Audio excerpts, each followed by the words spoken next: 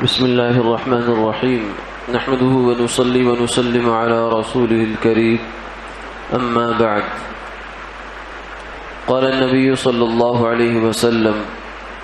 أعظم النكاح بركة أيسره مؤونة أو كما قال عليه الصلاة والسلام۔ حضور نبی کریم صلی اللہ علیہ وسلم نے ارشاد فرمایا کہ سب سے زیادہ برکت والا نکاح وہ ہے جس میں خرچ مشقت کم سے کم ہو، جو مشقت کے اعتبار سے بہت زیادہ آسانی والا ہو، اس نکاح میں سب سے زیادہ برکت ہے۔ نکاح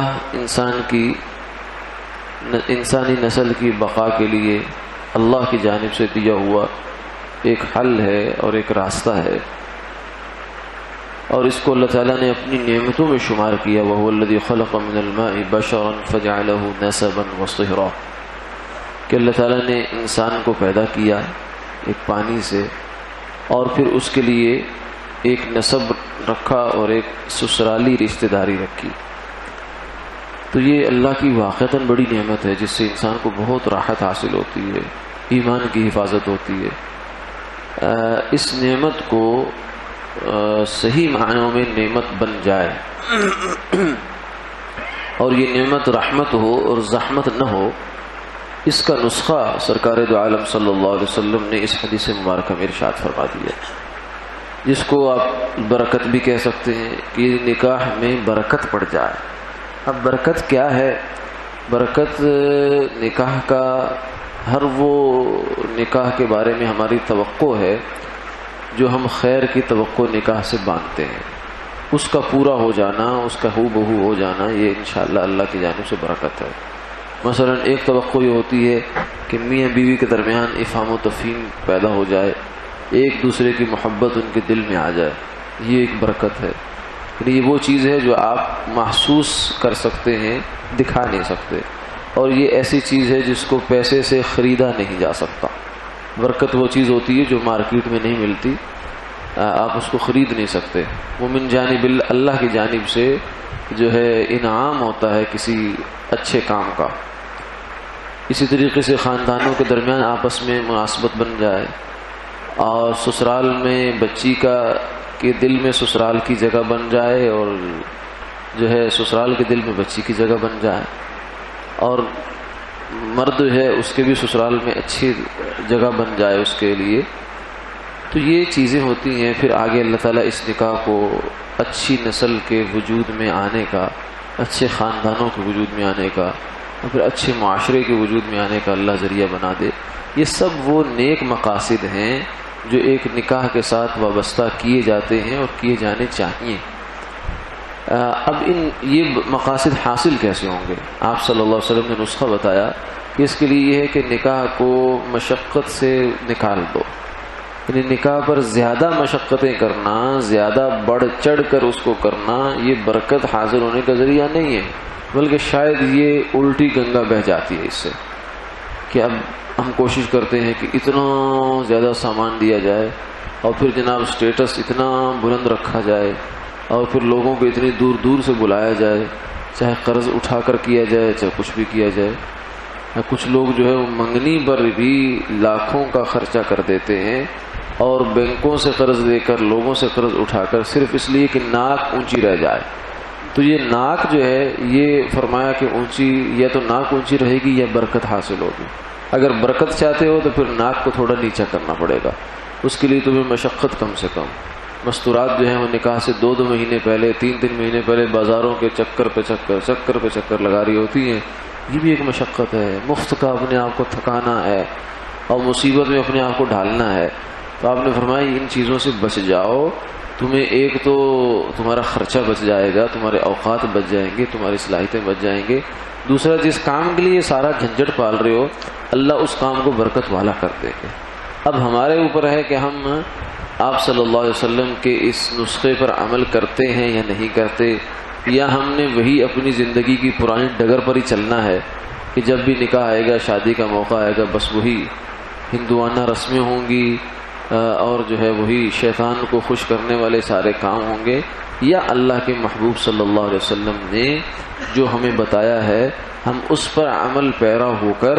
اپنے لیے نکاح کو واقعتاً خیر و برکت کا اور سہولت کا، راحت کا باعث بنائیں گے، جب ہمارے اوپر ہے۔ اللہ تعالی ہمیں فہم نصیب فرمائے اور اس پر عمل کی توفیق بھی عطا فرمائے۔ آج کا مسئلہ یہ ہے کہ مرد کا ناف سے لے کر گھٹنے تک یہ جو حصہ ہے جسم کا،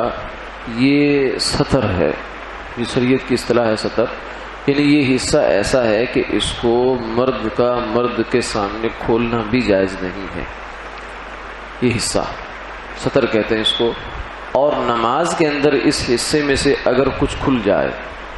ایک عضو، پھر اس میں مختلف جو گھٹنا ہے وہ ایک عضو ہے، ران ایک عضو ہے، پھر اوپر کے جسم کے جو حصے ہیں شرمگاہ وغیرہ وہ ایک عضو ہے، پھر پیٹ ایک عضو ہے، پیٹ کا جو پچھلا حصہ ہے کمر کا، پیٹ کے بالکل پیچھے مقابل جو کمر کا حصہ ہے یہ ایک عضو ہے۔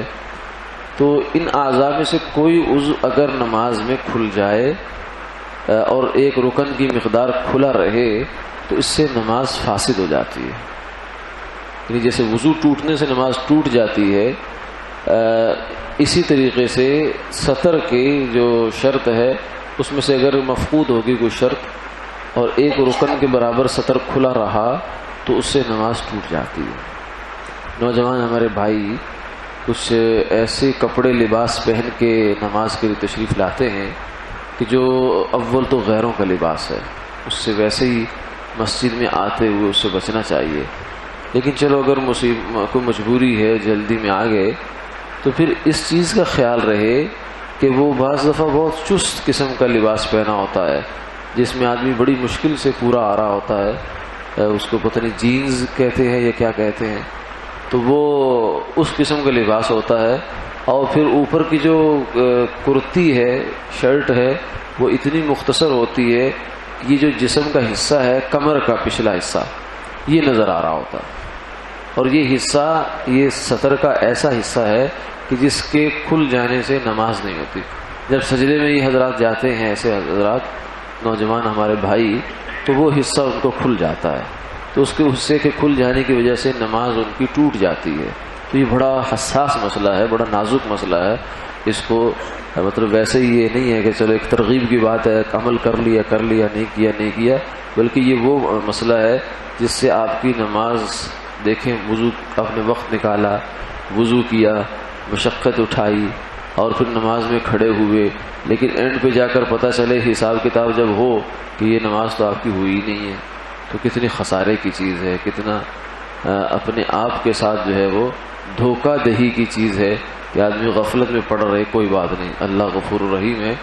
نہیں بھائی، اس چیز کا خیال رکھنا چاہیے، جو ہے اول تو لباس کھلا لباس ہو، جو سنت کے قریب لباس ہے وہ پہننا چاہیے مسلمان کو، پھر نماز میں خاص طور سے، اور اگر ایسی مجبوری ہے تو پھر اس کا تو بہرحال خیال رکھنا پڑے گا کہ جسم کا یہ حصہ نماز کے کسی رکن میں، سجدے میں، رکوع میں اور آتے جاتے دائیں بائیں کسی رکن میں بھی یہ حصہ نہ کھلنے پائے، اگر کھل گیا تو پھر نماز کے اوپر اس کا برا اثر پڑے گا۔ اللہ تعالیٰ عمل کی توفیق عطا فرمائے۔